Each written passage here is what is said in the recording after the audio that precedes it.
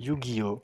C'est trop cher. C'est une critique qui revient souvent, et honnêtement, je suis d'accord avec vous. C'est vrai que Yu-Gi-Oh! Ça coûte super cher, il y a des cartes qui peuvent monter à des prix exubérants, mais je trouve qu'en ce moment, les decks de structure sont très très bons. Prenez par exemple le deck Traptrix, qui est super fort, le deck d'Albus qui a amené des tonnes de bonnes cartes, et honnêtement, même si c'est vrai qu'il y a plein de decks qui coûtent cher, je trouve qu'en achetant 3 decks de structure, on peut quand même se créer des bonnes choses.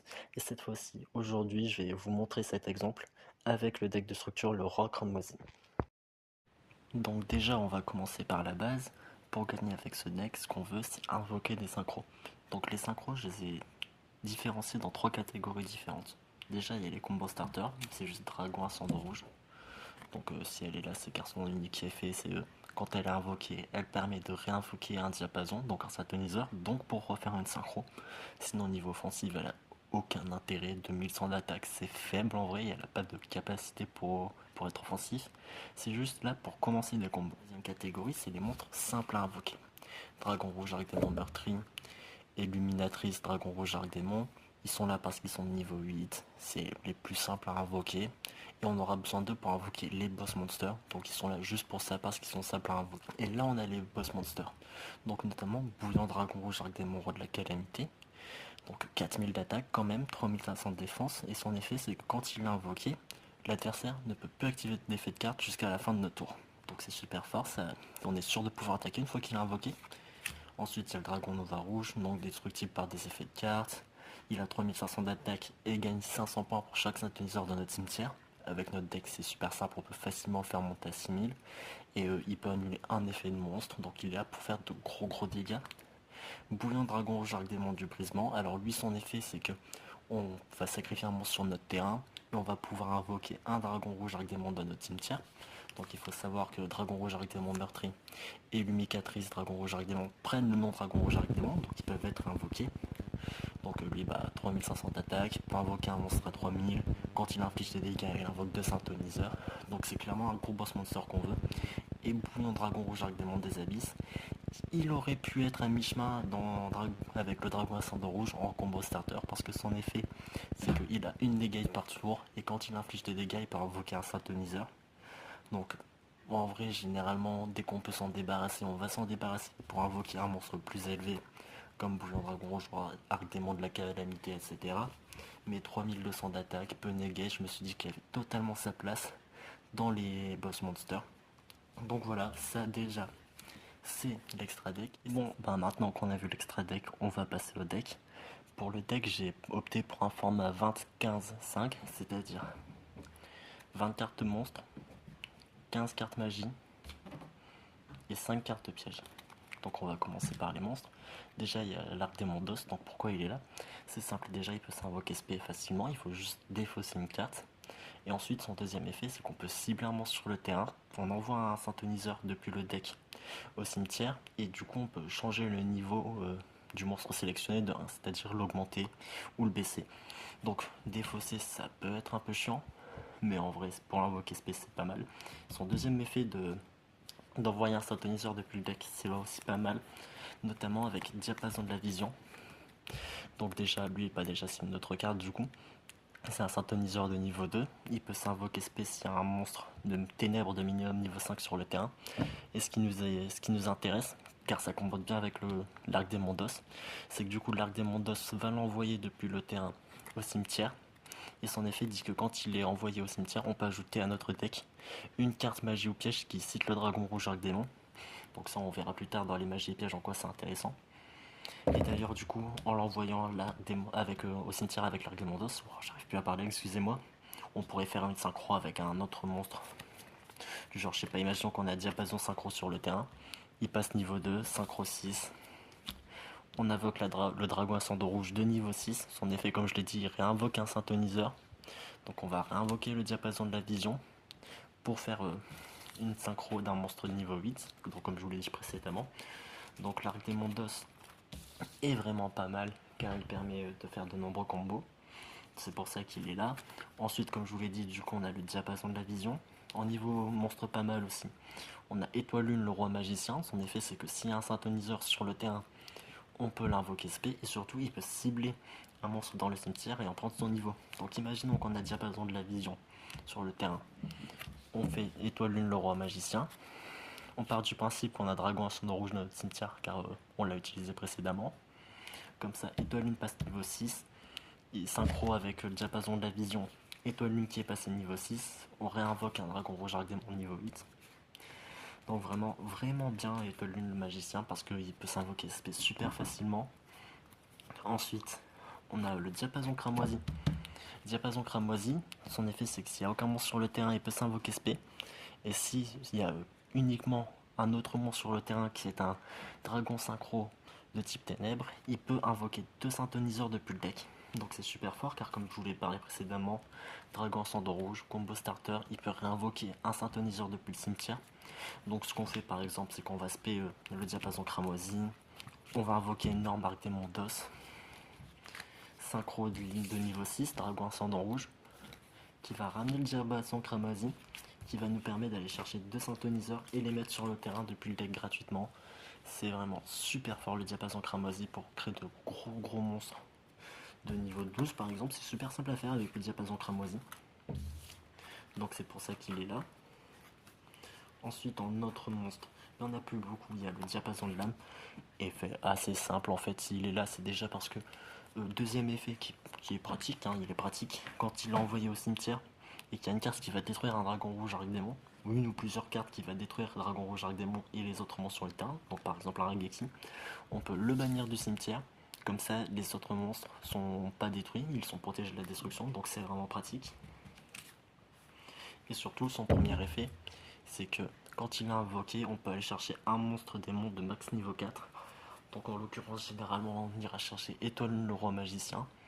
Comme ça, grâce à son effet, justement, vu que le diapason de l'âme est un synthoniseur, on peut invoquer SP étoile lune. Il est niveau 3, étoile lune aussi. Donc généralement, ce qu'on fait, c'est que du coup, on invoque le dragon ascendant rouge encore. Grâce à l'effet dragon ascendant rouge, on va chercher le diapason de l'âme. On peut faire le dragon de niveau 9, bouillant dragon rouge arc démon des abysses. Donc en fait, diapason de l'âme, c'est free bouillant dragon rouge arc démon des abysses. Donc c'est super fort. Ensuite, on va jouer diapason synchro, juste parce que c'est assez simple, hein, il n'a pas de grosses conditions d'invocation, il faut juste qu'on ait un synchro sur le terrain. C'est le principe du deck, donc c'est assez simple. Et quand il est envoyé au cimetière, on peut cibler un diapason dans notre cimetière et l'amener à notre main, donc c'est assez pratique. Ensuite, finalement, on va jouer une fourmi de feu Ascator et Ascator Marchaube. Ascator Marchaube, on défausse une carte de notre main, on peut l'invoquer SP en défense. Et son effet, c'est qu'il va, une fois qu'il a invoqué SP en défense, il invoque depuis le deck ou de n'importe où ailleurs Fourmi de feu Ascator, qui est un synthoniseur de niveau 3, Ascator Marchaube de niveau 5. On fait des synchros de niveau 8. Donc voilà, ça c'est pour les monstres. On va passer aux magies pièges. Donc maintenant, on va s'attaquer aux magies et pièges. Et on va commencer avec les magies. Donc déjà, appel de diapason. Son effet, ajouter un monstre diapason depuis votre deck à votre main. C'est super simple, il n'y a pas de restriction. On a vu que des diapasons avec des effets super forts, il y en a plein, donc pouvoir en aller chercher un, c'est super pratique. Ensuite, force de la puissance absolue, magie rapide. Donc déjà, on pourra l'utiliser pendant le tour de l'adversaire. Et aussi, elle est lancée car j'aime beaucoup son effet. Donc, je vais vous le lire. Cible un dragon rouge directement que vous contrôlez. Si le monstre que vous contrôlez combat un monstre de l'adversaire ce tour, appliquez ses effets jusqu'à la fin de la damage step. Donc déjà, 4 points noirs, on voit qu'elle a 4 effets, ça va être fort.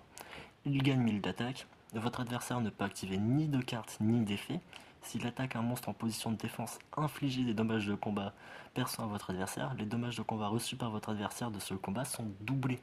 C'est un peu, du coup, ça en fait le dragon rituel, le dragon blanc aux yeux bleus rituel, qui a 4000 d'attaque et qui inflige des dégâts perçus doublés.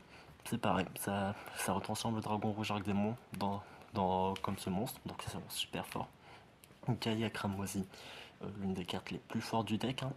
Donc durant votre main phase, vous pouvez ajouter un dragon rouge arc démon ou une carte qui le mentionne depuis votre deck ou cimetière à votre main.